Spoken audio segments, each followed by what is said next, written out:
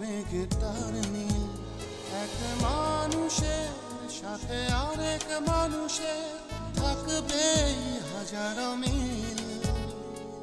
হিংসা, লোভ, ঘৃণা এছাড়া দেখি না কারো মনে, শুধুই মায়া।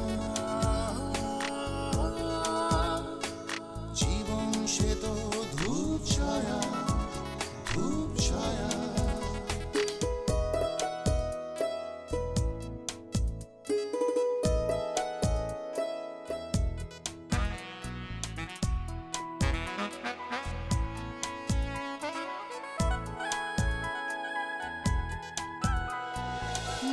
সাজে সুখ সুখ শত ভাবনাতে, স্বপ্নের নীল ঘরে যায় দিনে রাতে।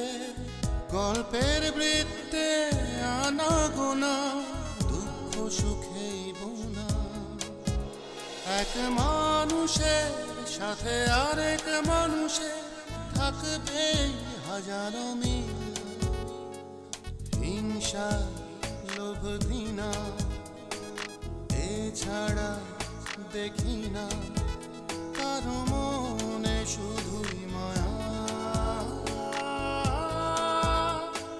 জীবন সে তো ধূপ ছায়া, ধূপ ছায়া।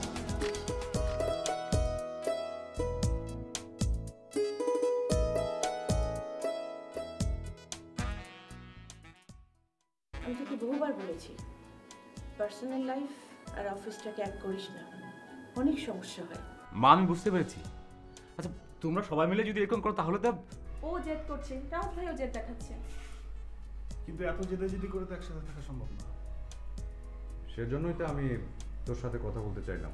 আর একটা শব্দ করলে আমি কি করব সেটা কিন্তু তুমি আন্দাজও করতে পারবে না।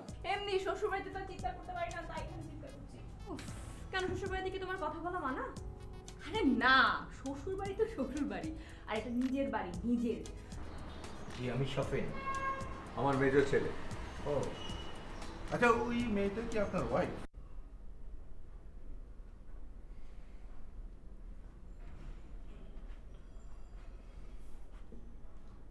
আমি তোমাকে বুঝতে পারি না নিমি, আসলেই আমি তোমাকে বুঝতে পারি না। তুমি আসলে কি চাও? তোমাকে চুপচাপ দেখে আমি ভেবেছিলাম যে তুমি অনেক শান্ত, কিন্তু এখন দেখছি ঠিক উল্টোটা। নিজেদের বাসায় যেতে চাওয়া কি অন্যায়? আমার ভাই বোনদের সাথে যোগাযোগ করা কি অন্যায়? এটা তোমার বাসা না? না। নিমি ভেবে বলো। ভেবেই বলছি। তুমি, তোমরা এক একটা। কি থামলে কেন? তুমি ও বাসাতে যেতে পারবে না, আমি তোমাকে যেতে দেব না। ব্যাস, আমার কথা তুমি বুঝতে পারছো? আর এই বাসাতে তুমি মন মরা হয়ে বসে থাকবে, সেটাও চলবে না। আমি তোমার কথা রাখতে পারবো না। তোমার বাবা মাকে জানাবো, দেখি ওনারা কি করেন। তারা যদি একই কথা বলেন তাহলে? তারা আগে বলুক, তারপর দেখবো। তুমি কিন্তু সহ্যের সীমা অতিক্রম করছো। কি করবে? মারবে? মারো, আমি ভয় করি না। আমার বোঝা হয়ে গেছে তোমার সাথে আর থাকা সম্ভব না। Nimi please stop.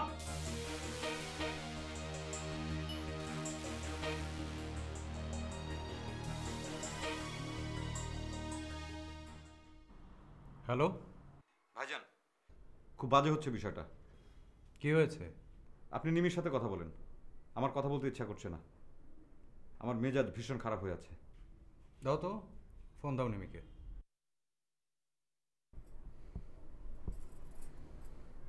ভাইয়া। নিমি কি হয়েছে আমি কিন্তু শুনতে চাচ্ছি না, শুধু বলতে চাই তুমি একটু ভালো মতো থাকতে চেষ্টা করো। আর একটা কথা মনে রাখবে যে তোমার চারপাশে কেউ নেই। তোমার যদি বাবা মা বেঁচে থাকতো তাহলে তুমি এমন করতে পারতে। আর এ বাসায় যে তোমাকে আসতেই হবে এমন তো কোনো কথা নেই। আমি রাখছি।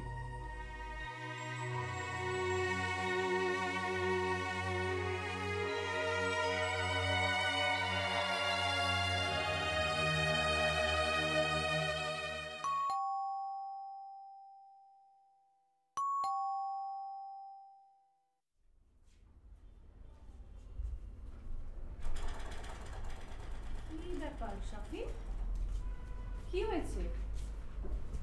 কি বলো, সমস্যা কোনো? সমস্যা হোক বা না হোক, কাল আমরা বাংলোতে চলে যাব। আচ্ছা, ওই যে উনি এসেছিলেন, কি বলেছিলেন? মানে ফারজানের বাবা কি বলেছেন বলো। না, ফারজান আমাদের বাসায় উঠেছে বলে উনি প্রতিবাদ জানাতে এসেছেন। আর এই বিষয়ে তোমাদের কি সিদ্ধান্ত? ফারজান আর নুমাইরা এখন থেকে আমাদের বাড়িতেই থাকবে। ও, তোমার অবশ্য কিছুটা সমস্যা হবে, কিন্তু নুমাইরার কথা চিন্তা করে আসলে এই সিদ্ধান্ত নেওয়া হয়েছে। মাহিম ভাইয়া কি কোনো যোগাযোগ করেছিলেন? ভাবি আসছেন? আমার ধারণা মাহিন ভাই আত্মগোপন করেছেন, ভাবিও তাই।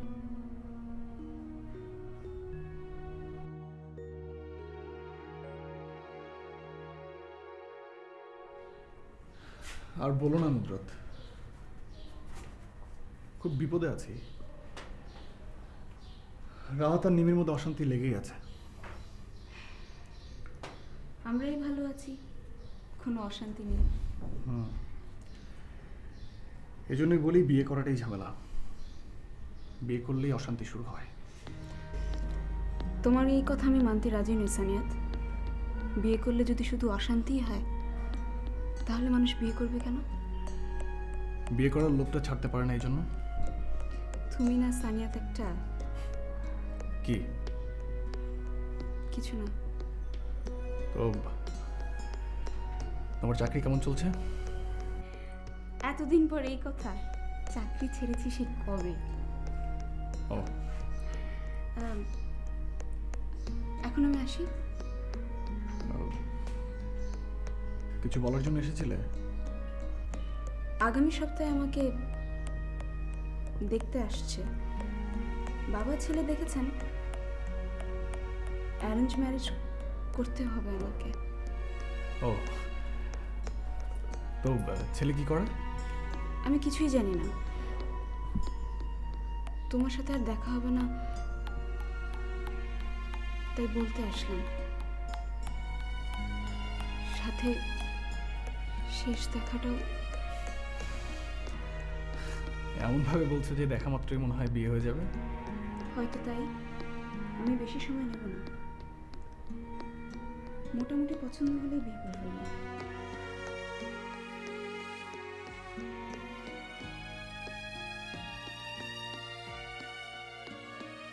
আমি জানতাম আব্বু আসবে, হলোও তাই। বাবা, আপনি কিছু মনে করবেন না। আসলে আমার আব্বু যেভাবে কথা বলে সেটা সবার ভালো নাও লাগতে পারে। না না, আমি কিছু মনে করিনি, তবে উনি একটু বেশিই বলছিলেন নাকি। আমরা নাকি তোমাকে আটকে রেখেছি, আইনি পদক্ষেপ নেবেন ইত্যাদি ইত্যাদি। বাবা, তোমার কি মনে হয় কোনো সমস্যা হবে আমাদের এখানে থাকলে? আমি আসলে কিছু বুঝতে পারছি না মা। আমরা বেটার আলাদা বাসাতেই উঠে যাই, তাতে করে আব্বু এসে যদি কিছু জিজ্ঞেস করেন বা ডিস্টার্ব করেন সেটা ওকেই করবেন, তোমাদেরকে তো আর করবেন না। না না, আমরা ডিস্টার্বড হইনি, উনি আসাতে বড় খুশি হয়েছি।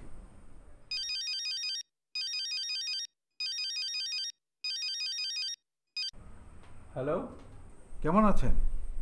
জি ভালো। আপনি? আমার ছেলে কি এসেছে? হ্যাঁ এসেছে। ওকে কি আপনি একটু পাঠিয়ে দিতে পারবেন? আপনি ওর সঙ্গে কথা বলুন না। না, আমি কথা বলতে চাচ্ছি না বলেই আমি আপনাকে বললাম।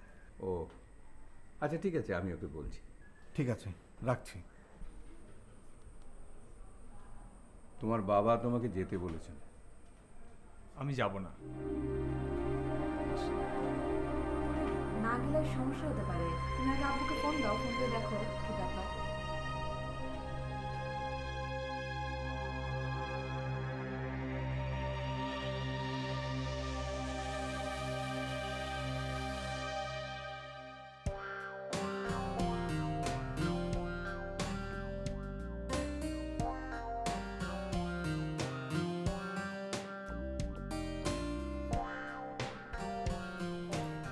বসো, ভালো হচ্ছে না।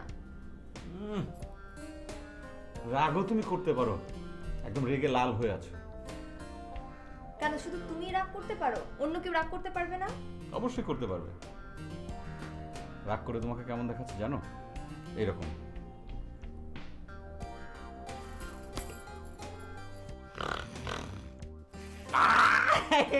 মেরে ফেলবে তো? হ্যাঁ, মেরেই ফেলবো। তুমি আমাকে অনেক অনেক কষ্ট দিয়েছো। আচ্ছা ঠিক আছে, তোমাকে আমি আর কষ্ট দেব না। এসো এখন বিছানায় এসো, অনেকক্ষণ নিচে বসে আছো।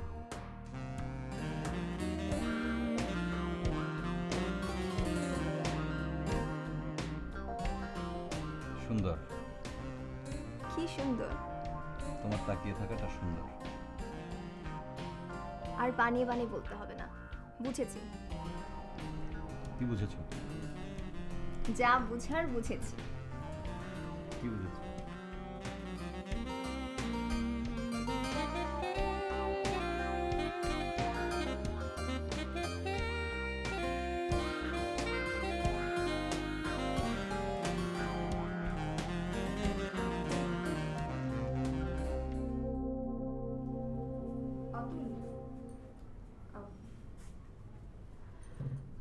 আমি বলছিলাম কি, সারাদিন তো আমি বাসায় অনেক বোর হই, একটা জবে ঢুকিয়ে দাও আমাকে। আমি তো তোমাকে সবসময় বলতাম, কিন্তু তুমি তো কখনো রাজি ছিলে না জব করতে। তা হঠাৎ তোমার এই ডিসিশন চেঞ্জ? অবশ্য মা বলছিলেন তোমাকে আমাদের বিজনেস ইনভলভ করতে। না, আমি তোমার বিজনেসে ইনভলভ হতে চাই না। কেন? ইচ্ছে করে না তাই। হলে কিন্তু খারাপ হতো না, বাসাও থাকতে আবার অফিসে সামলাতে। হলে ভালোই হতো।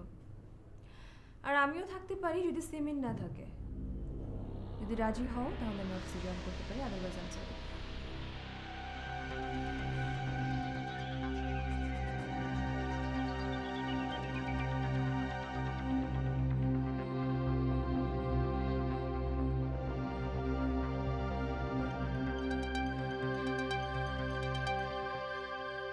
আচ্ছা ঠিক আছে, আমি থাকলে যদি সমাধান হয় তাহলে আমি থাকবো। না না, তুই যখন প্ল্যান করেছিস যাবি, তুই যা। সেরকম ইমার্জেন্সি যদি কিছু হয় তখন বৌমাকে রেখে চলে আসবো। ওখানে আমাদের কেয়ারটেকার আছে, ও তো অনেক পুরনো, আমাদের ফ্যামিলি মেম্বারের মতো। আর ঢাকা থেকে জিরানি এটা কোনো বিষয় হলো? তুমি কেন টেনশন করছো? ফারজানের বাবা যেভাবে কথা বলেন, মেজাজ ঠিক রাখাই মুশকিল। দেখ তো ভদ্রলোক কিভাবে কথা বলে, মানে ওই ভদ্রলোকের কথা বলার স্টাইলটাই এরকম। আমাকে ধারণা উনি বোঝেন না যে ওনার কথা শুনে অন্য কেউ বিরক্ত হতে পারে।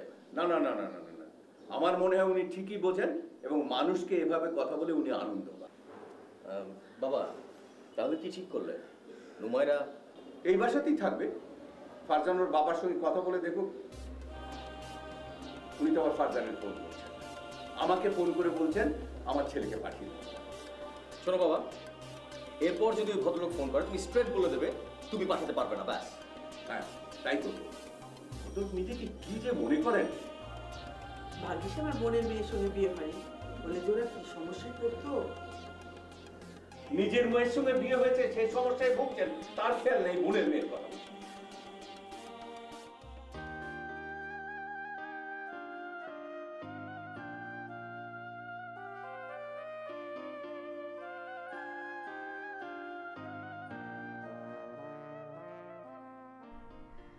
মেঘ কালো আধার কালো আর কলঙ্ক যে কালো, যে কালিতে বিনোদিনী হারালো তার কুল, তার চেয়েও কালো কন্যা তোমার মাথার চুল। মেঘ কালো আধার কালো।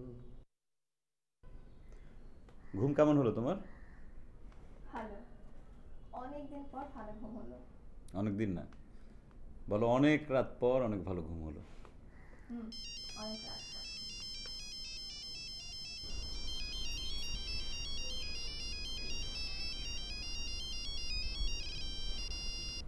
তোমার তপু ফোন করেছে। আমার তপু মানে? এভাবে বলছো কেন?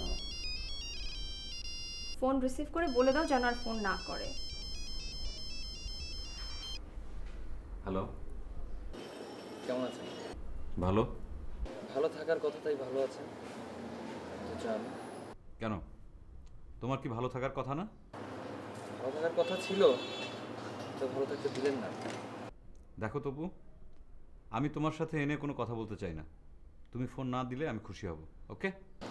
একটু নিমিকে দেবেন, কথা বলবো। এই শোনো, নিমি একটা ফোন ক্যারি করে। তুমি যদি ফোন দিতেই চাও ওর নাম্বারে ফোন দেবে। ওকে? ওকে, তবে আপনাকে জানিয়ে ফোন দিচ্ছি যাতে পরে কোনো ঝামেলা না হয়।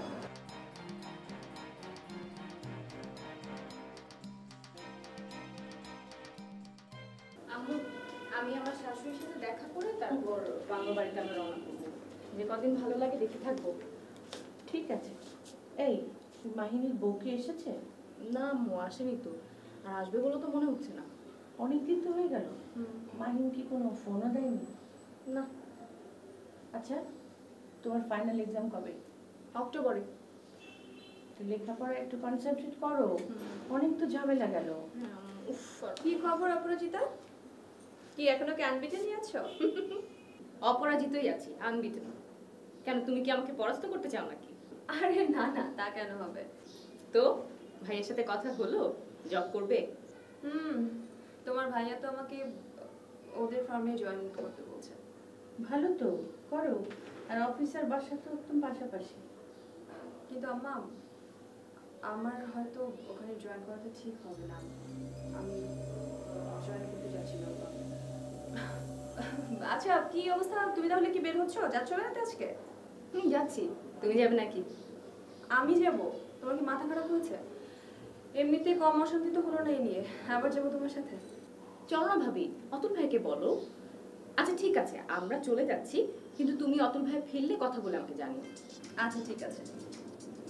আমার মনে ফোন বাজে, আমি ধরছি। অপরাজিতা, নারাকে নিয়ে যেও না সাথে, সমস্যা বাড়বে। কেন বুঝতে পারছো না?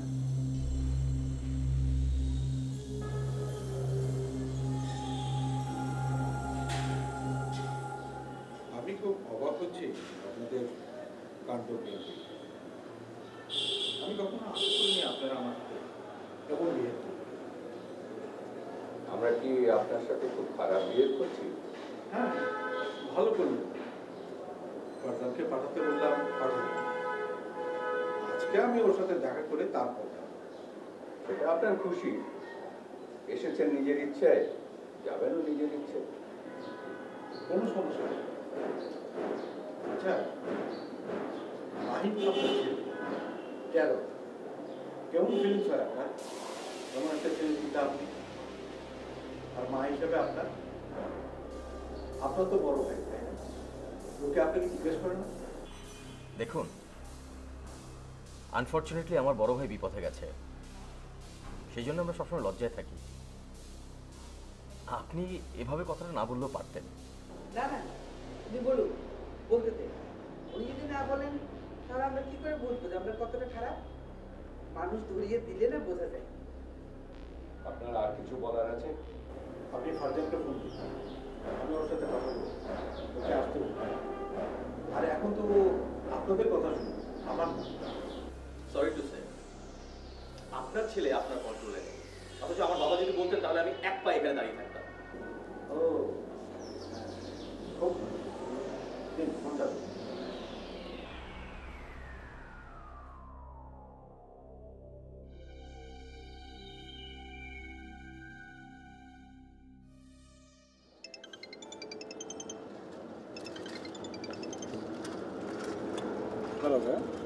তোমাকে একটু বাসায় আসতে হবে এক্ষুনি। কি হয়েছে ভাই? আসো, তারপর বলছি। ঠিক আছে? আচ্ছা ঠিক আছে। ভাই হঠাৎ ফোন করে বাসায় যেতে বলল। আমি ফোন করে দেখবো কি ব্যাপার? না, আমার মনে হয় বাসায় যাওয়াটাই বেটার। চলো আগে বাসায় যাই। কেনাকাটা পরে করেন।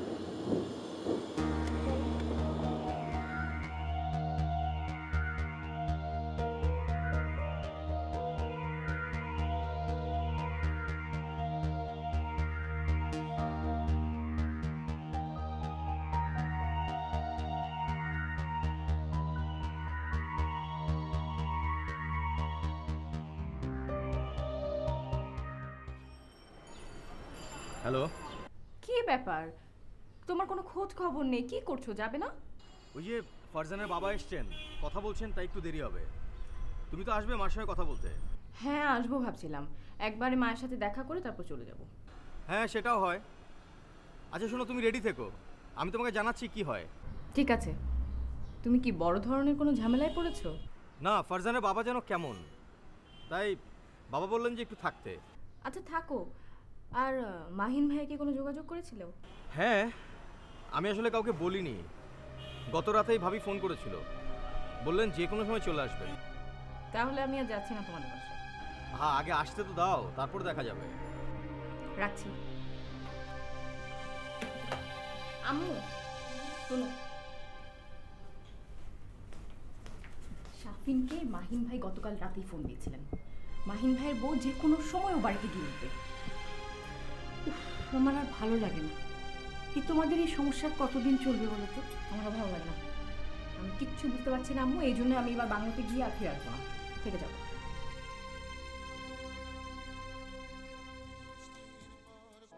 ওই দূর নীলিমা, ওই দূর নীলিমা ছাড়িয়ে গেছে সীমা, ছাড়িয়ে গেছে সীমা। থাকবে তবু মেঘে তার নীল, এক মানুষের সাথে আরেক মানুষের থাকবে হাজারো মিল।